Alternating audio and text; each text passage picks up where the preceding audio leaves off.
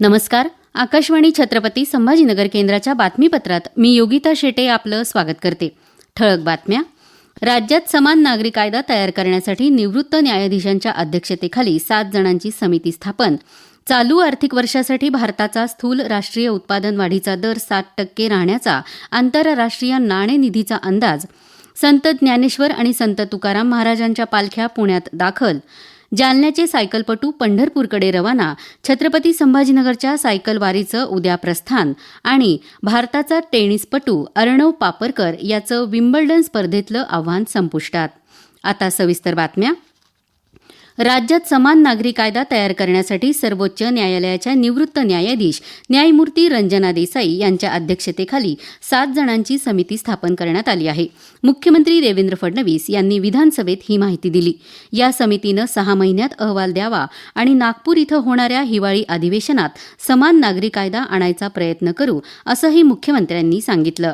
ते म्हणाले, सर्वोच्च न्यायालयाच्या निवृत्त न्यायाधीश न्यायमूर्ती श्रीमती रंजना देसाई यांच्या अध्यक्षतेखाली 7 जणांची समिती गठीत करण्यात येत आहे आणि साधारणपणे पुढच्या 6 महिन्यामध्ये या समितीने आपला अहवाल द्यावा असं अपेक्षित आहे. आमचा प्रयत्न असेल की अशा प्रकारचा अहवाल घेऊन आपलं जे नागपूरचं शीतकालीन अधिवेशन या अधिवेशनामध्ये हा कायदा या ठिकाणी दोन्ही सभागृहापुढे आणावा अशा प्रकारचा प्रयत्न आम्ही करणार. छत्रपती शिवाजी महाराज यांनी किल्ले प्रतापगडाच्या पायथ्याशी अफझल खानाचा वध केला. त्यावेळी खानाचा अंगरक्षक सय्यद बंडा याचा वार रोखून छत्रपतींचं रक्षण करणारे वीर जिवाजी महाले यांचं स्मारक उभारण्यात येणार आहे. या स्मारकासाठी पहिल्या टप्प्यात 1 कोटी रुपये मंजूर केल्याची घोषणा मंत्री शंभूराज देसाई यांनी केली. परभणी जिल्ह्यातील धानोरा काळे तसंच वझूर इथं गोदावरी नदीवरील पुलांच्या कामासंदर्भातील उर्वरित कामं तसंच निधीबाबत आवश्यक कार्यवाही लवकरात लवकर करण्यात येईल, असं मंत्री शिवेंद्रसिंह भोसले यांनी सांगितलं. भाजप आमदार अतुल भोसले यांच्या लक्षवेधीला ते विधानसभेत उत्तर देत होते. दोन्ही पुलांची कामं लवकरात लवकर पूर्ण करण्याबाबत शासन कटिबद्ध असल्याची ग्वाही मंत्र्यांनी दिली. राज्यातल्या 48 साखर कारखान्यांकडे ऊस शेतकऱ्यांच्या रास्त भावाचे 298 कोटी रुपये थकीत आहेत. ही रक्कम शेतकऱ्यांना मिळावी यासाठी प्रयत्न सुरू आहेत आणि आवश्यक तिथे व्याजासह ही रक्कम शेतकऱ्यांना दिली जाईल, असं मंत्री बाबासाहेब पाटील यांनी विधान परिषदेत प्रश्नोत्तराच्या तासात सांगितले. ऊसाला अधिक दर मिळतो म्हणून शेतकरी दुसऱ्या कारखान्याला ऊस देतात, त्यामुळे झोन बंदी लागू करण्याचा विचार नाही, असं पाटील यांनी स्पष्ट केलं. कांद्यावर प्रक्रिया करून त्याची काही उत्पादने तयार करण्यावर सरकारने अभ्यास सुरू केला आहे. वर्षाला कांद्याला द्याव्या लागणाऱ्या अनुदानापेक्षा कमी खर्च यात होईल आणि शेतकऱ्यांना दीर्घकालीन फायदा येईल, असं मंत्री जयकुमार रावल यांनी विधान परिषदेत प्रश्नोत्तराच्या तासात सांगितलं. नाफेडच्या दरापेक्षा बाजारभाव जास्त असल्याने शेतकरी इतरांना कांदा विकत असल्याचं रावल यांनी सांगितलं. अयोध्या इथं श्रीराम जन्मभूमी मंदिरातील देणगी अपहार प्रकरणाच्या निषेधार्थ नागपूर शहर काँग्रेसच्या वतीनं आज रघुपती राघव राजाराम सत्याग्रह आंदोलन करण्यात आलं. नागपूरच्या ऐतिहासिक पोद्दारेश्वर राम मंदिराबाहेर शहर काँग्रेस अध्यक्ष प्रफुल्ल गुडधे यांच्या नेतृत्वाखाली काँग्रेस कार्यकर्त्यांनी भजन कीर्तन करत निषेध व्यक्त केला. आंतरराष्ट्रीय नाणेनिधीने चालू आर्थिक वर्षासाठी भारताचा स्थूल राष्ट्रीय उत्पादन वाढीचा दर 7% राहण्याचा अंदाज व्यक्त केला आहे. त्यानुसार भारताची अर्थव्यवस्था जगातली सर्वात वेगाने वाढणारी अर्थव्यवस्था ठरली आहे. सेवा क्षेत्राच्या गतिमान वाढीमुळे भारताला हा विकासदर गाठता आला. भारताचा हा अंदाजित विकासदर जागतिक स्तरावरच्या अंदाजित विकासदराच्या दुपटीहून अधिक आहे. या अहवालात जागतिक अर्थव्यवस्थेच्या वाढीचा यावर्षीचा अंदाजित दर 3% दिला आहे. हे बातमीपत्र आकाशवाणीच्या छत्रपती संभाजीनगर केंद्रावरून देत आहोत. आमची सर्व बातमीपत्र आपण news.air.gov.in या वेबसाईट आणि ऍपवर, ट्विटर आणि फेसबुक पेजवर तसंच AIR छत्रपती संभाजीनगर या YouTube चॅनलवर कधीही आणि कुठेही आपल्या सुविधेनुसार ऐकू शकता. सोलापूर जिल्ह्यात पंढरपूर इथं अन्न आणि औषध प्रशासन विभागानं कारवाई करत 68 आस्थापनांची तपासणी केली. तपासणी दरम्यान शहरातील हॉटेल्स, मिठाई दुकाने, खानावळी, प्रसाद विक्रेत्यांकडील खाद्यपदार्थांचे 105 नमुने तपासणीसाठी घेण्यात आले. आषाढी एकादशीच्या काळात भाविकांच्या आरोग्यास धोका निर्माण होऊ नये यासाठी प्रशासनातर्फे ही कारवाई करण्यात आली. संत ज्ञानेश्वर महाराज आणि संत तुकाराम महाराज यांच्या पालख्यांचं आज पुण्यात भक्तिमय वातावरणात आगमन झालं. पालखी मार्गावर भाविकांनी दुतर्फा रांगा लावून पादुकांचं दर्शन घेतलं. महिलांसह ज्येष्ठ नागरिक, युवक आणि लहान मुलं मोठ्या संख्येनं या सोहळ्यात सहभागी झाले होते. शेकडो वारकऱ्यांचा सहभाग असलेल्या या पालख्या उद्यापर्यंत पुण्यात मुक्कामी आहेत. शेगाव इथून निघालेल्या संत गजानन महाराज यांच्या पालखीचं आज बीड जिल्ह्यात परळी इथं आगमन झालं. गणगण गणात बोतेचा जयघोष करत पालखीच्या स्वागतासाठी शेकडो भाविकांनी गर्दी केली होती. शेगावहून 21 मे रोजी निघालेली ही पालखी 9 जिल्ह्यांचा प्रवास करत परळीत पोहोचली. त्यानंतर अंबाजोगाई आणि बोरी सावरगाव इथं पालखीचा मुक्काम असेल. जालन्याचे 25 वारकरी सायकलवरून पंढरपूरकडे रवाना झाले आहेत. भोकरदन आणि जाफराबाद इथल्या सायकल प्रेमींचा हा संघ दररोज 120 किलोमीटर प्रवास करत 11 जुलै रोजी पंढरपुरात दाखल होईल. छत्रपती संभाजीनगरहून उद्या शुक्रवारी 10 जुलै रोजी जवळपास 60 सायकलस्वार वारीसाठी रवाना होणार आहेत.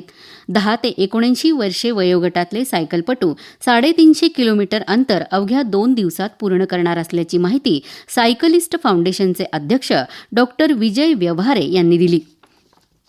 हिंगोलीचे जिल्हाधिकारी राहुल गुप्ता यांनी आज सकाळी पांगरा, शिंदे आणि खापरखेडा या गावांना भेट देऊन भूकंपामुळे झालेल्या नुकसानीची पाहणी केली. नागरिकांच्या सुरक्षिततेला सर्वोच्च प्राधान्य देत भूकंपबाधित गावांचे तातडीने पंचनामे करून त्याचा अहवाल सादर करून प्रशासनामार्फत आवश्यक त्या सर्व उपाययोजना तातडीनं राबवण्याचे निर्देश गुप्ता यांनी दिले. दरम्यान या भूकंपाचे धक्के लातूर जिल्ह्यातल्या उदगीरपर्यंत जाणवले आहेत. या पार्श्वभूमीवर लातूरचे जिल्हाधिकारी डॉक्टर भारत बास्टेवाड यांनी आज संबंधित शासकीय यंत्रणांचा आढावा घेतला. या अनुषंगाने कोणत्याही अफवा पसरणार नाहीत याची दक्षता सर्व यंत्रणांनी घ्यावी. तसंच सर्व संबंधित यंत्रणांनी सतर्क राहून समन्वयानं काम करावं असे निर्देश बास्टेवाड यांनी दिले आहेत. नांदेड जिल्ह्यात विष्णुपुरी इथं नांदेड तुळजापूर बुटीबोरी या राष्ट्रीय महामार्गावरील पुलाचा भाग ढासळल्याची घटना घडली. या घटनेत 2 जण किरकोळ जखमी झाले. सकाळी 11:30च्या सुमारास वाहतूक सुरू असताना हा प्रकार घडला. हिंगोली इथं आज राष्ट्रीय बाल आरोग्य कार्यक्रमाअंतर्गत 0 ते 18 वर्षे वयोगटातील संशयित हृदयविकारग्रस्त विद्यार्थ्यांसाठी 2D इको तपासणी शिबिर घेण्यात आलं. या शिबिरात 92 विद्यार्थ्यांची तपासणी करण्यात आली. त्यापैकी 18 विद्यार्थ्यांची मोफत हृदय शस्त्रक्रियेसाठी निवड करण्यात आली आहे. या विद्यार्थ्यांच्या शस्त्रक्रिया शासकीय योजनेअंतर्गत ठाणे इथल्या KIMS रुग्णालय इथं करण्यात येणार आहेत.